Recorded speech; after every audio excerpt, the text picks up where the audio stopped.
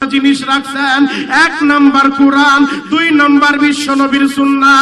এই দুইটা জিনিস আমরা আঁকড়ে ধরতে চাই, কথা বলেন ঠিক কিনা?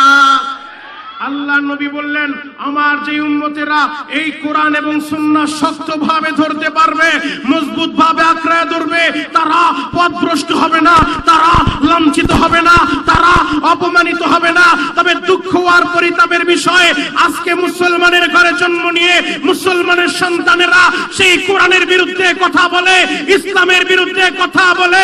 কে কোন দল করেন দল বড় পরিচয় না। এখানে উপজেলা চেয়ারম্যান মহোদয় এসেছেন, আপনার ইউনিয়নের চেয়ারম্যান মহোদয় এসেছেন, আপনার নেতা কর্মীরা আছেন, আমাদের শায়েখ উপস্থিত আছেন।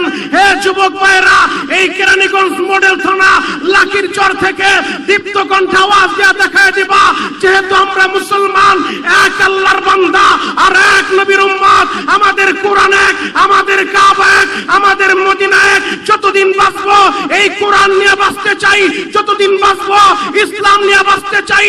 যদি কোনো নাস্তিক আর মুরতাদ আমার এই কোরআনের বিরুদ্ধে কথা বলে, যদি কোনো নাস্তিক আর মুরতাদ আমার মাদ্রাসায় তালা লাগাইতে চায়, আমার মসজিদে তালা লাগাইতে চায়, দল মত নির্বিশেষে ওই নাস্তিক যদি লাঠির চর এলাকায় জন্ম নেয়, উপজেলা চেয়ারম্যানকে সাথে নিয়া, ইউনিয়নের চেয়ারম্যানকে সাথে নিয়া, এলাকার নেতাদেরকে সাথে নিয়া, আরে জুতা দিয়া বাইরে উপযুক্ত জবাব দিতে হবে। কারা রাজি আছেন হাত তুলে দেখা দেন। আল্লাহ আমাদের সবাইকে কবুল করুক, সকলে বলেন আমিন। ইসলাম আমরা যত সহজে পেয়েছি, এত সহজে কিন্তু ইসলামটাই পর্যন্ত আসে নাই, বরং ইসলামটাই পর্যন্ত আসতে অনেক রক্তের প্রয়োজন হয়েছে, অনেক জীবনের প্রয়োজন হয়েছে। আমাদের নবী এমন এক নবী, নবী হিসেবে তিনি গর্বিত। এই পৃথিবীর বুকে 1,24,000 পয়গম্বর, মতান্তরে 2,24,000 পয়গম্বর, অথবা অগণিত অসংখ্য পয়গম্বর। তিন রওয়ায়াতের যে কোন একটা আপনি গ্রহণ করেন না কেন, হয়তো 1,24,000 বলেন, আর 2,24,000 বলেন, অথবা অগণিত অসংখ্য বলেন। যত নবী রাসূল আল্লাহ পাঠিয়েছেন, সমস্ত নবীরা এই জমিনে থাইকা আল্লাহর সাথে জিবরাইল আমিনের মাধ্যমে কথা বলেছেন। আর আমাদের নবী এমন এক নবী, নবী হিসেবে তিনি গর্বিত।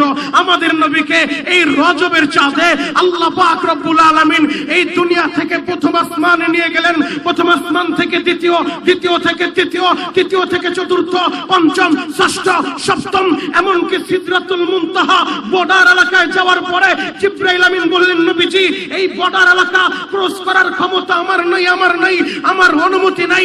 সেই সিদরাতুল মুনতাহা বর্ডার এলাকাও আল্লাহ পাক রব্বুল আলামিন পাড়ি দেওয়া আমাদের নবীকে আরশে আজিমে নিয়ে গেলেন। আল্লাহু আকবার।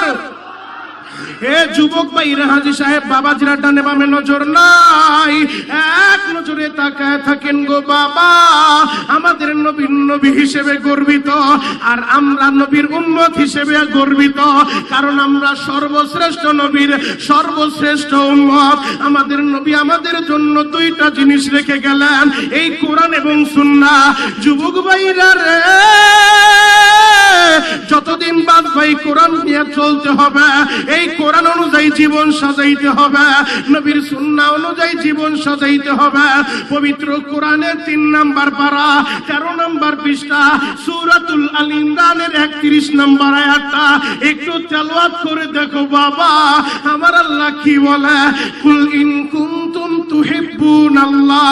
আল্লাহ বলেন, নবী গো, আপনি দুনিয়ার মানুষের জানায় দেন, দুনিয়ার মানুষের বলে দেন, যারা আমি আল্লাহরে ভালোবাসতে চায়, আগে যেন আপনারে ভালোবাসে, আপনার ইত্তেবা অনুসরণ করে।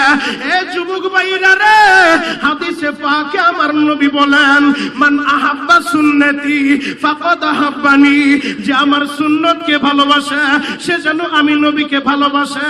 কোরআনে আল্লাহ বলে, আমাকে ভালোবাসতে চাইলে আগে নবীকে ভালোবাসো, নবীর ইত্তেবা অনুসরণ করো। হাদিসে নবী বলে, যে আমার সুন্নত ভালোবাসে সে যেন আমাকে ভালোবাসে।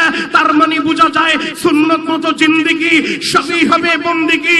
মুহিউস সুন্নাহ শাহ আবরারুল হক রাহমাতুল্লাহ আলাইহি কে আমরা তো পাই নাই, আমরা আল্লামা হাকিম আক্তার শাহ হুজুরকে পাই নাই, তবে তাদের রেখে যাওয়া উত্তরসূরি আব্দুল মাজিদ হাফিজাহুল্লাহকে আমরা পেয়েছি। কথা বলেন ঠিক কি না? যারা ওই মদিনাওয়ালার সুন্নতের ক্যানভাসার, যারা ওই মদিনাওয়ালার রেখে যাওয়া কোরআন সুন্নাহর দাওয়াত দিয়া এদেশের পাড়ায় পাড়ায়, মহল্লায় মহল্লায়, গ্রামে গঞ্জে গিয়ে গিয়ে মানুষের হাতে ধরে পায়ে ধরে এদেশের যুবকদেরকে দ্বীনের পথে আনতে চায়, নবীর সুন্নতের পথে আনতে চায়। লাখিরচরের যুবক, হয়তো তোমরা এখনো বুঝতে পারো নাই তোমাদের পাশেই কে অবস্থান করে। এই লাখিরচরের পীর শাইখুল হাদিস আল্লামা আব্দুল মজিদ হাফিজাহুল্লাহ। এদেশের ভিতরে হাজার হাজার যার ছাত্র রয়েছে, আমি শরীয়তপুরী যার ছাত্র হওয়ার যোগ্যতা রাখি না, আমি শুধু তোমাদের পায়ে হাত রেখে বলে যাই, আল্লাহ বলেছেন যারা আমি আল্লাহকে ভালোবাসতে চাও আগে নবীকে ভালোবাসো। নবী বলে যে আমার সুন্নত ভালোবাসে সে আমাকে ভালোবাসে। তার মানে সিদ্ধান্ত আমাদেরকে নিতে হবে, যতদিন বাঁচবো যদি সুন্নত তরিকায় চলতে পারি নবীর ভালোবাসা পাবো, নবীর ভালোবাসা পাইলে আল্লাহর ভালোবাসা পাবো, আল্লাহর ভালোবাসা পাইলে ওয়াগফির লাকুম যুনুবাকুম, জিন্দেগীর গুনাহ মাফ হবে। আল্লাহু আকবার। তার মানে সুন্নত মতো জিন্দেগি সবই হবে বন্দেগি। আমাদের নবী এমন এক নবী, আর আমাদের নবী তো শিখিয়ে গিয়েছেন কিভাবে খাবার খেতে হয়। আমাদের নবীর আদর্শ আছে, সুন্নাহ আছে, কিভাবে খাবার খেতে হবে, তুমি কিভাবে ঘুমাইবা, তুমি কিভাবে ঘরে ঢুকবা, ঘর থেকে কিভাবে বের হইবা, তুমি কিভাবে তোমার পোশাকটা পরবা, তুমি কিভাবে তোমার পোশাকটা খুলবা, তুমি কিভাবে ব্যবসা করবা। যুবক বলতে পারে হুজুর আমি তো ব্যবসা করব না, আমি রাজনীতি করতে চাই, আমি নেতা হতে চাই। তুমি কিভাবে রাজনীতি করবা? মদিনার নবী সেটাও শিখায় গেছে। একজন রাজনীতিবিদ সে যদি চায় এই পৃথিবীতে আমি একজন মডেল হতে চাই, যেন মানুষ আমাকে স্মরণ করে, আমার নামটা ইতিহাসের পাতায় লেখা থাকে, সে যেন ওই রাজনীতিবিদ বিশ্বনবী মুহাম্মদুর রাসূলুল্লাহ সাল্লাল্লাহু আলাইহি ওয়াসাল্লামকে ফলো করে। কারণ আমাদের নবী সর্বক্ষেত্রে জন্ম থেকে মৃত্যু পর্যন্ত, তুলনা থেকে কবর পর্যন্ত সর্ব সেক্টরে আমাদের নবীর সুন্নাহ আছে, আদর্শ আছে। কথা বলেন ঠিক কিনা? আমরা সেই নবীর উম্মত হিসেবে আমরা গর্বিত, কারণ সর্বশ্রেষ্ঠ নবী আমরা পেয়েছি। সেই নবীর ভালোবাসা ছাড়া ময়দানে মাহশারে, সেই নবীর শাফায়াত ছাড়া, সেই নবীর শাফায়াত ছাড়া জান্নাতের ঘেরানো পাওয়া যাবে না। আমার বানানো কথা না।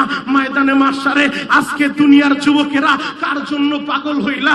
মদিনার নবীর জন্য কি পাগল হইতে পারো না? ও যুবক, ওই ময়দানে মাহশারে তোমার ভাই তোমার কাছে আসবে না। আমার কথা না, আমার কথা না, পবিত্র কোরআনের ঘোষণা, ইয়াউমা ইয়াফিরুল মারউ মিন আখি ওয়া উম্মিহি ওয়া আবি ওয়া সাহিবাতিহি ওয়া বানি। যেদিন ভাই ভাইয়ের পরিচয় দিবে না, বাপ ছেলের পরিচয় দিবে না, মা সন্তানের পরিচয় দিবে না, ময়দানে মাহশারে একজন দরদি পাইবা, উম্মতি উম্মতি বলে কাঁদতে থাকবে। ও লাখিরচরের ভাইরা, আল্লাহর নবীর খাদেম আনাস ইবনে মালিক 10 বছর আমার নবীর খেদমত করছে।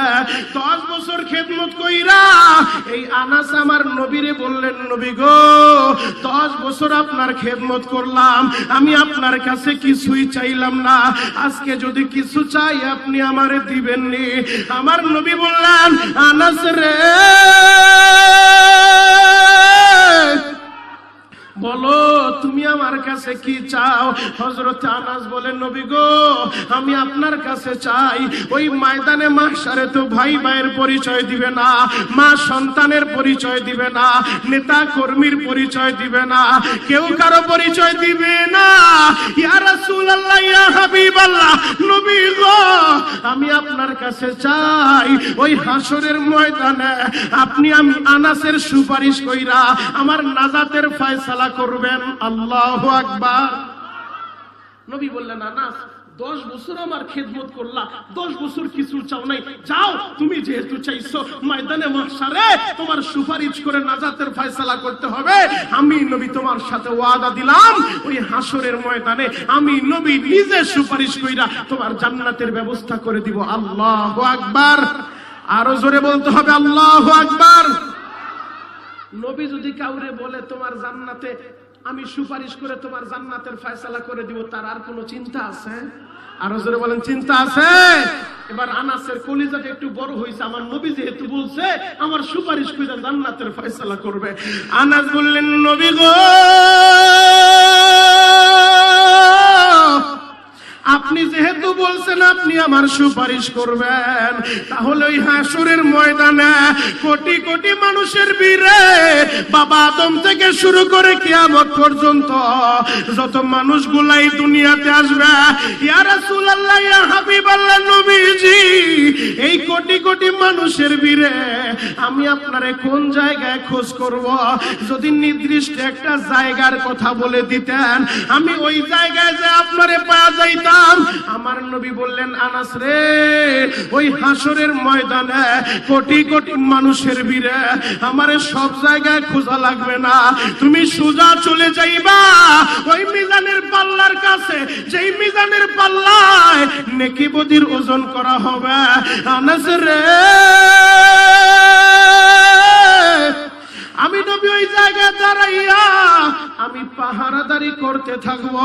আমার উম্মতের যেই জায়গায় নেকি বদির ওজন করা হবে ওই মিজানের পাল্লার কাছে আমি দাঁড়ায় দাঁড়ায় পাহারাদারি করব।